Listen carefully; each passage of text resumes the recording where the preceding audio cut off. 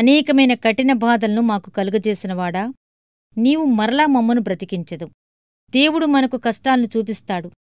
ఒక్కొక్కసారి దేవుడు మనకెలా శిక్షనిస్తాడంటే, మన భూమి పునాదులలో కంటా దిగిపోవలసి ఉంటుంది.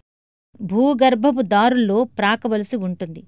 చనిపోయిన వారి మధ్య సమాధిలో ఉండవలసి వస్తుంది. కాని ఆయనకూ మనకూ మధ్య ఉన్న సహవాసపు తీగ ఎప్పుడూ బిగుతై తెగిపోదు. ఆ లోతుల్లో నుండి దేవుడు మనలను పైకి తెస్తాడు. దేవుణ్ణి అనుమానించవద్దు. ఆయన నిన్ను వదిలేశాడని, మర్చిపోయాడని ఎప్పుడూ అనుకోవద్దు. సానుభూతి లేనివాడిని తలంచవద్దు. ఆయన తిరిగి బ్రతికి వస్తాడు.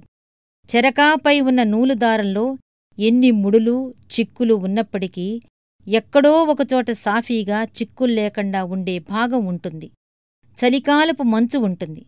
ఎట్టకేలకు వసంత ఋతువు రాగానే అది తప్పకుండా విడిపోతుంది. నిలకడగా ఉండండి. దేవుడు తప్పక మీ వైపుకు తిరుగుతాడు. మిమ్మల్ని ఆదరిస్తాడు. ఆయన అలా చేసినప్పుడు కీర్తనలు మరిచిపోయిన హృదయంలో నుండి తిరిగి విజయగీతం పొంగి పొర్లుతుంది. అప్పుడు కీర్తనల రచయితలాగా మనం కూడా పాటలు పాడతాం. స్వరమండల వాద్యముతో నిన్ను స్తుతించెదను. నా పెదవులను, నీవు విమోచించిన నా ప్రాణమును నిన్నుగూర్చి ఉత్సాహధ్వని చెయ్యును.